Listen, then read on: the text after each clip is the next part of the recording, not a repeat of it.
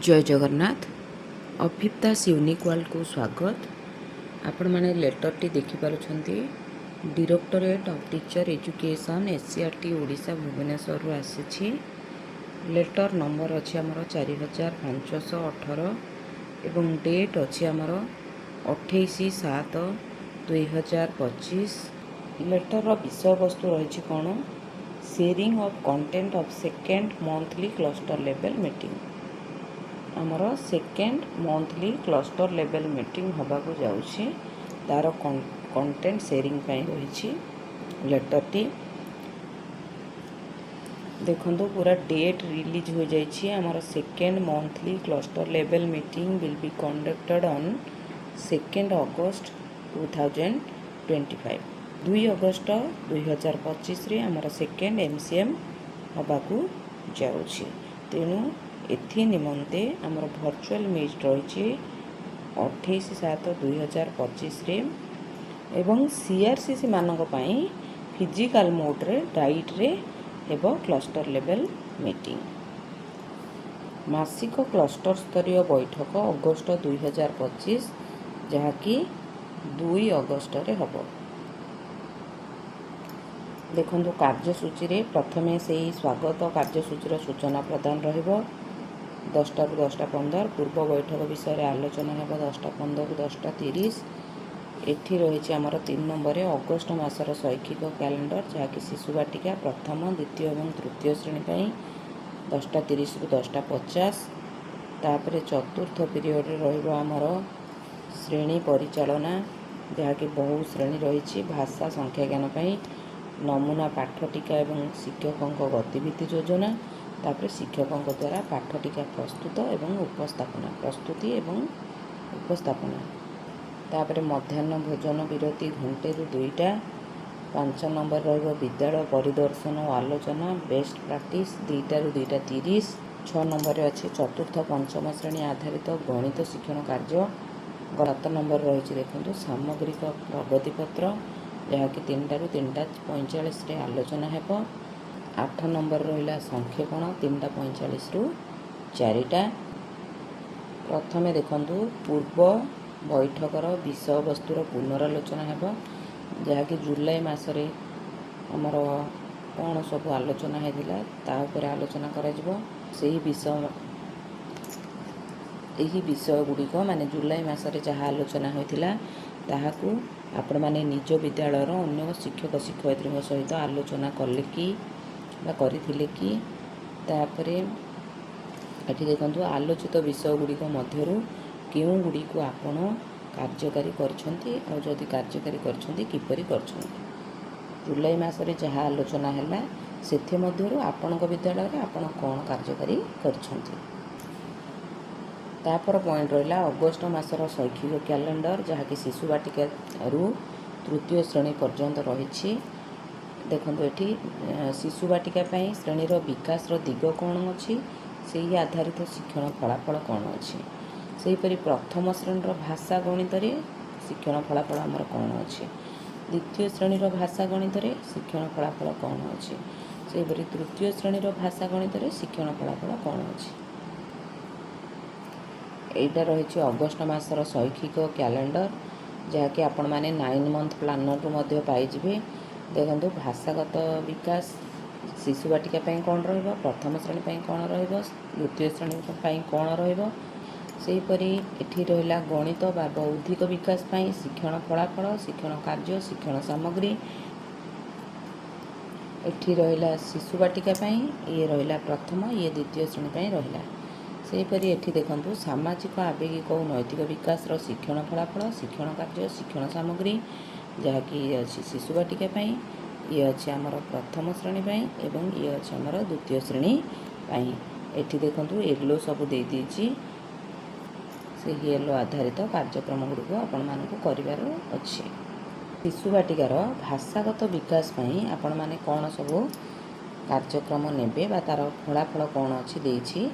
परिचित गीत कविता आवृत्ति करें, घटनावली गल्प आलोचना करेंगे, निजर आवश्यकता अनुसार आलोचन अंशग्रहण करेंगे, प्रश्न पचारे, दैनंदिन अनुभूति को पिला माने वर्णना करने सहित कहीं भली प्रश्न पचारे, ପରିଚିତ କବିତାରୁ ସମତାନ ଶବ୍ଦ ଚିହ୍ନଟ କରିବେ ବା ନୂଆ ସମତାନ ଶବ୍ଦ ସୃଷ୍ଟି କରିବେ। ଏଠି ଶିଶୁ ବାଟିକାର ଗଣିତ ବା ବୌଦ୍ଧିକ ବିକାଶରେ କ'ଣ ଦେଖିବ, ବୌଦ୍ଧିକ ବିକାଶରେ କ'ଣ ଶିକ୍ଷଣ ଫଳାଫଳ ରହିବ। ପ୍ରକୃତ ବସ୍ତୁ ବଦଳରେ ଅନ୍ୟ ବସ୍ତୁ ବ୍ୟବହାର କରି ଖେଳିବେ। ଦେଖନ୍ତୁ, ମନେକର ଗୋଟେ ଟେଲିଫୋନ୍ ରହିଛି, ପିଲା ପାଖରେ ବିଦ୍ୟାଳୟରେ ଟେଲିଫୋନ୍ ନାହିଁ, ତ ସେ ଡଷ୍ଟରକୁ ଟେଲିଫୋନ୍ କରି ବ୍ୟବହାର କରିବ। ବସ୍ତୁ ଆଉ ତା'ର ବ୍ୟବହାର କହିବ। ଖାଇବା ପାଇଁ ଆମେ ଚାମଚ ବ୍ୟବହାର କଲେ, ଗାଧୋଇବା ପାଇଁ ବାଲ୍ଟି ବ୍ୟବହାର କଲେ, ସେହିପରି ଭାବରେ ବିଭିନ୍ନ ବସ୍ତୁ ଆଉ ତାକୁ କେଉଁ କାମରେ ସେ ବ୍ୟବହାର କରୁଛି କହିବ। ତାପରେ ପରିବେଶକୁ ପର୍ଯ୍ୟବେକ୍ଷଣ କରିବ, ଅନ୍ୱେଷଣ କରିବା ପାଇଁ ତା'ର ଇନ୍ଦ୍ରିୟକୁ ଉପଯୋଗ କରିବ। ଗ୍ରୀଷ୍ମ ଋତୁ ଆଉ ଶୀତ ଋତୁର ଖାଦ୍ୟ ଆଉ ବସ୍ତ୍ର ମଧ୍ୟରେ ସମ୍ପର୍କ ଚିହ୍ନଟ କରିବ। ଏଠି ଶିଶୁ ବାଟିକାର ଶାରୀରିକ ବିକାଶ ବିଷୟରେ ଦେଇଛି। ଇଏ ରହିଛି ତା'ର ଶିକ୍ଷଣ ଫଳାଫଳ। ଉପଯୁକ୍ତ ଭାବରେ ପରିବେଷଣ କରାଯାଇଥିବା ଖାଦ୍ୟ ନଷ୍ଟ ନକରି ଖାଏ। ତାପରେ ସେ କିପରି ଶୌଚାଳୟର ବ୍ୟବହାର କରିବ। ବୟସ୍କଙ୍କ ତତ୍ତ୍ୱାବଧାନରେ ମରାମତି କରିବାକୁ ଛୁଞ୍ଚି ସୂତାର ବ୍ୟବହାର କରିବ। ଏହିପରି କେତେ ଗୁଡ଼ିଏ ଆପଣଙ୍କର ଦେଖନ୍ତୁ ଶାରୀରିକ ବିକାଶରେ ଶିକ୍ଷଣ ଫଳାଫଳ ଦେଇଛି। ଏହି ଶିକ୍ଷଣ ଫଳାଫଳ ଆଧାରିତ କାର୍ଯ୍ୟଗୁଡ଼ିକୁ ଆପଣମାନେ ଅଗଷ୍ଟ ମାସରେ ନେବେ। ଏଠି ଦେଖିପାରୁଛନ୍ତି, ଏ ରହିଛି ଆମର ସାମାଜିକ, ଆବେଗିକ ଏବଂ ନୈତିକ ବିକାଶ, ଯାହାକି ଶିଶୁ ବାଟିକା ପାଇଁ ରହିଛି। ଏ ରହିଛି ତା'ର ଶିକ୍ଷଣ ଫଳାଫଳ ସବୁ। ଏଠି ଆରମ୍ଭ ହେଲା ଆମର ପ୍ରଥମ ଶ୍ରେଣୀ ପାଇଁ, ଯାହାକି ଅଗଷ୍ଟ ମାସ ବିଦ୍ୟା ପ୍ରବେଶ ସପ୍ତାହ 7 ଠାରୁ ଆରମ୍ଭ ହେବ। ଏଠି ଦେଖନ୍ତୁ DG1, DG2, DG3 ବିଷୟରେ ଲେଖା ହେଉଛି। ଆମକୁ ସପ୍ତମ ସପ୍ତାହରେ ବିଦ୍ୟା ପ୍ରବେଶ କାର୍ଯ୍ୟପୁସ୍ତିକାର 40ରୁ 44 ପୃଷ୍ଠା କରିବାର ଅଛି। ଏଠି ସପ୍ତାହ 8ର ଦେଇଛି। ସେହିପରି ବିଦ୍ୟା ପ୍ରବେଶ ଶିକ୍ଷକ ସହାୟକ ପୁସ୍ତିକାରୁ ଆପଣମାନେ DG1, DG2, DG3 ଆଧାରିତ କାର୍ଯ୍ୟ ସବୁ ପାଇବେ। ବିଦ୍ୟା ପ୍ରବେଶର 45ରୁ 49 ପୃଷ୍ଠାରେ ରହିଛି। ଏହା ସହିତ ଆପଣମାନେ ପ୍ରଥମ ଶ୍ରେଣୀର ଯେଉଁ ସେମାନଙ୍କର ବହି ଦିଆହୋଇଛି, ହସ ଖେଳ ଭାଗ 1, ତାହାର ପାଠ 1 ଦେଖ କୁହୁକୁ ନେଇପାରିବେ। ତାପରେ ପାଠ୍ୟ ପୁସ୍ତକରେ ଥିବା ଚିତ୍ରରେ ପଶୁପକ୍ଷୀ ଚିହ୍ନିବେ, ଚିତ୍ର ବିଷୟରେ କହିପାରିବେ। ମୋଟା ପତଳା, ସାନ ଜୀବ, ବଡ଼ ଜୀବ, ଉପର ତଳ, ରଙ୍ଗ ଓ ଜୀବମାନଙ୍କ ବିଷୟରେ କହିବେ। ଦେଖନ୍ତୁ ସାଙ୍ଗମାନେ, ବର୍ତ୍ତମାନ ଆମର ପ୍ରଥମ ଶ୍ରେଣୀରେ ପାଠ୍ୟ ପୁସ୍ତକ ଯୋଡ଼ି ହେବାକୁ ଯାଉଛି, ଯାହାକି ଅଗଷ୍ଟ ମାସ ପାଇଁ ରହିଛି। ବିଦ୍ୟା ପ୍ରବେଶ ଚାଲିବା ସହିତ ପାଠ୍ୟ ପୁସ୍ତକକୁ ଏଠି ଆଡ଼୍ କରାଯିବ। ତାପରେ ସପ୍ତାହ 9ରେ ଆମର ସେହିପରି ବିଦ୍ୟା ପ୍ରବେଶ ଶିକ୍ଷକ ସହାୟକ ଆଧାରିତ DG1, DG2, DG3 ଆଧାରିତ କାର୍ଯ୍ୟ। ଦେଖନ୍ତୁ, ବିଦ୍ୟା ପ୍ରବେଶର ଯେଉଁ ପିଲାଙ୍କୁ କାର୍ଯ୍ୟ ପୁସ୍ତିକା ଦିଆଯାଇଛି 50ରୁ 63 ପୃଷ୍ଠା କରିବେ। ଏବଂ ପ୍ରଥମ ଶ୍ରେଣୀର ପାଠ 2 ଟୁନା ଟୁନି କବିତା ଆବୃତ୍ତି। ତାପରେ ପାଠ୍ୟ ପୁସ୍ତକର ଆମର ଚ ଆଉ ଟ ଅକ୍ଷର ଚିହ୍ନିବ, ଲେଖିବ। ଅଧା ଫୁଲକୁ ପୁରା କରିବ, ଗୋଲାକାର ଅର୍ଦ୍ଧଗୋଲାକାର ଆକୃତି ଚିହ୍ନଟ କରିବ। ତାପରେ ସପ୍ତାହ 10ରେ ରହିଲା ସେହିପରି ବିଦ୍ୟା ପ୍ରବେଶର ଶିକ୍ଷକ ସହାୟକ ପୁସ୍ତକ ଆଧାରିତ କାର୍ଯ୍ୟ DG1, DG2, DG3। ତାପରେ ବିଦ୍ୟା ପ୍ରବେଶର କାର୍ଯ୍ୟ ପୁସ୍ତିକାର 64ରୁ 72 ପୃଷ୍ଠା।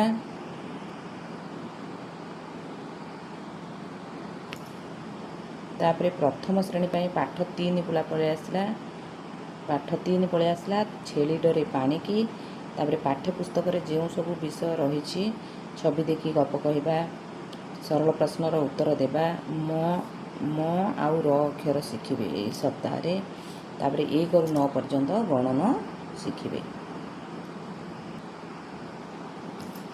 ଏଠି ଆପଣମାନେ ଦେଖିପାରୁଛନ୍ତି ଦ୍ୱିତୀୟ ଶ୍ରେଣୀର ରହିଛି, ଏହା ଅଗଷ୍ଟ ମାସ ପାଇଁ। ପାଠ୍ୟ ପୁସ୍ତକର ଆମର ପାଠ 8, ପାଠ 9, ପାଠ 10 ରହିଛି। କବିତା ପୋଷ୍ଟର ବେଙ୍ଗ ବେଙ୍ଗୁଲି, ଫୁଲଗାଡ଼ି, ଚିତ୍ର ପୋଷ୍ଟର, କାର୍ଯ୍ୟ ପୁସ୍ତିକା, ଯାହାକି 37ରୁ 60 ପୃଷ୍ଠା, ସପ୍ତାହ 7ରୁ 10 ରହିଛି।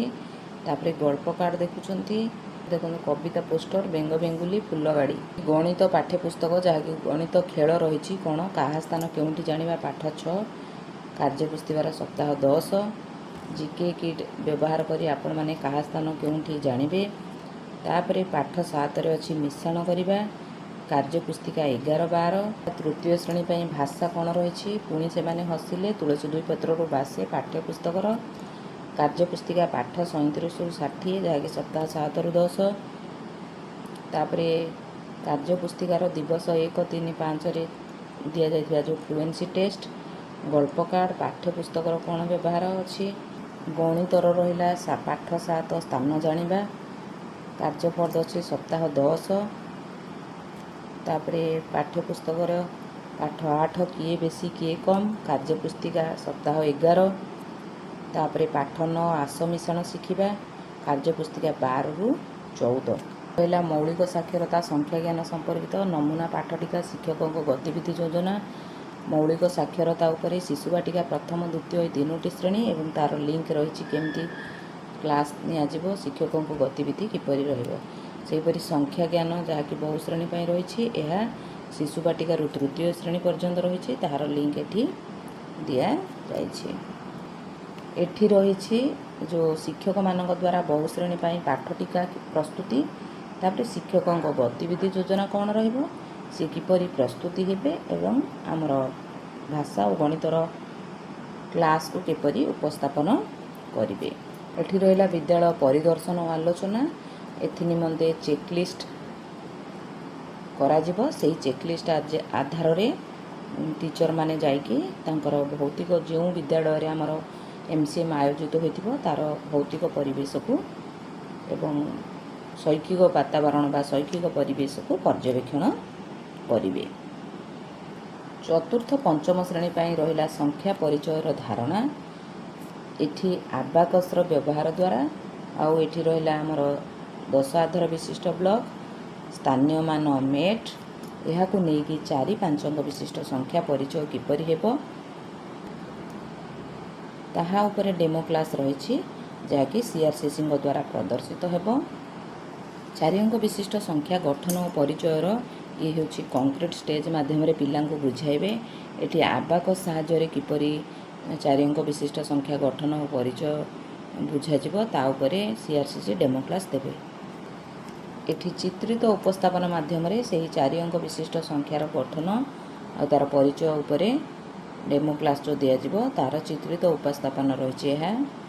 ତାପରେ ସଂଖ୍ୟାକୁ ସାନରୁ ବଡ଼ ଏବଂ ବଡ଼ରୁ ସାନ କ୍ରମରେ କିପରି ସଜାଯିବ ତାହାର ପ୍ରତି ଷ୍ଟେପ୍ ଦେଇଛି। ଏହି ଷ୍ଟେପ୍ ଗୁଡ଼ିକୁ ଆପଣମାନେ ଫଲୋ କରିବେ। MCMରେ ଶୁଣିବା ସହିତ ନିଜ ବିଦ୍ୟାଳୟରେ ମଧ୍ୟ ଏହି ଆଧାରରେ ପିଲାଙ୍କୁ ଶିକ୍ଷାଦାନ ନେବେ। ଇଏ ରହିଛି ବଡ଼ରୁ ସାନ କ୍ରମରେ ସଂଖ୍ୟାକୁ କିପରି ସଜାଇବା। ଏଠି ପିଲାମାନଙ୍କୁ ସଂକ୍ଷେପଣ କରାଯିବ ଯେ ଯେକୌଣସି ସ୍ଥାନର ଅଙ୍କ ସମାନ ରହିଲେ ଡାହାଣ ପାଖର ସ୍ଥାନର ଅଙ୍କକୁ ତୁଳନା କରିବାକୁ ପଡ଼ିଥାଏ। ତାପରେ ଏଠି ସଂକ୍ଷେପଣରେ ଗୋଟେ ଆସିଲା, ଗୋଟିଏ ସ୍ଥାନରେ ସମାନ ଅଙ୍କ ଥିଲେ ଡାହାଣ ପାଖର ଅଙ୍କର ସଂଖ୍ୟା ମଧ୍ୟରେ ତୁଳନା କରାଯାଏ।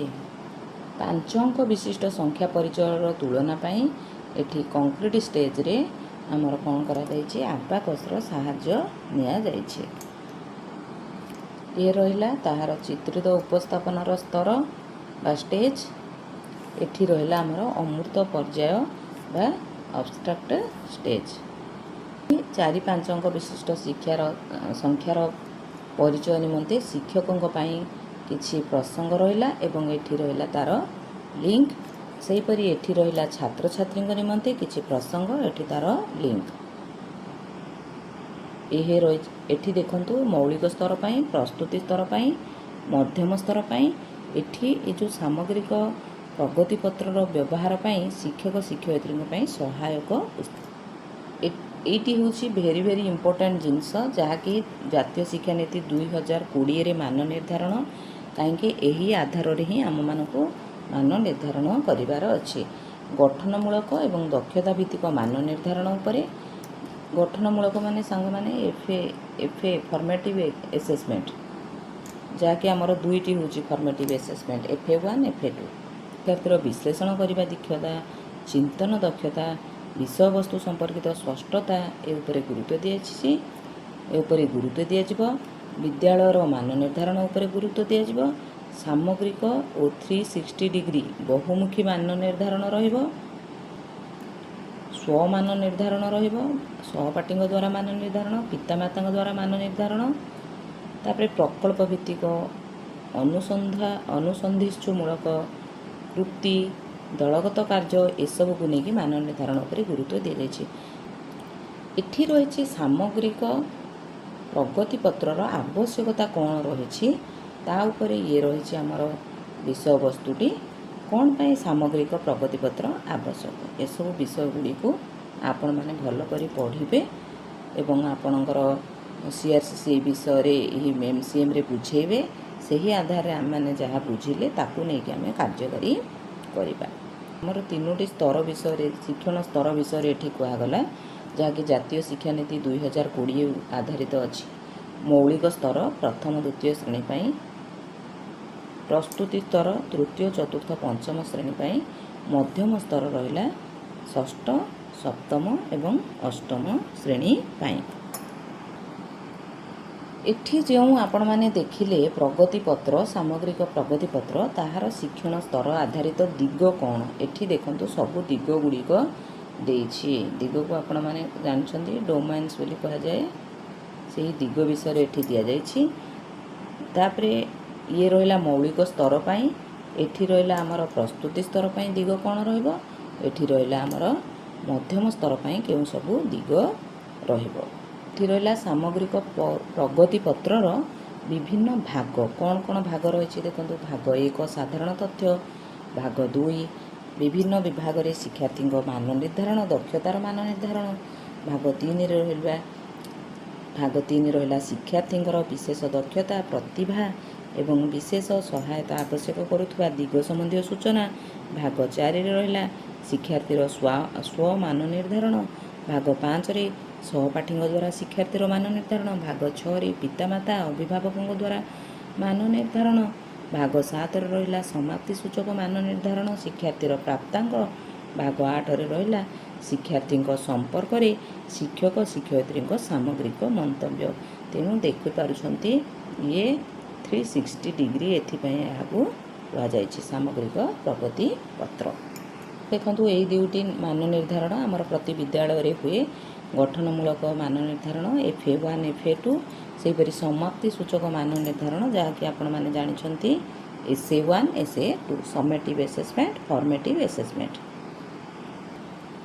देखो यही जो गठनमूलक मान निर्धारण रही से व्यवहृत ग्रेड मौलिक स्तर पर 3टी ग्रेड ने ABC प्रस्तुति स्तर पर एवं मध्यम स्तर पर आपण मैंने 5टी स्तर ने ABCDE कौन सब दिग को देखी सूचक को देखी आपण मैंने ग्रेड A देबे क्यों सब सूचक को देखी ग्रेड B देबे क्यों सब सूचक को देखी ग्रेड C देबे सेहीपरि ये रहिला प्रस्तुति मध्यम स्तर ग्रेड ये रहिला सूचक जो 5टी ग्रेड रहिला ये E ग्रेड पर सूचक रही एठी D ग्रेड रो सूचक एठी C ग्रेड रो सूचक एठी रहिला B ग्रेड रो सूचक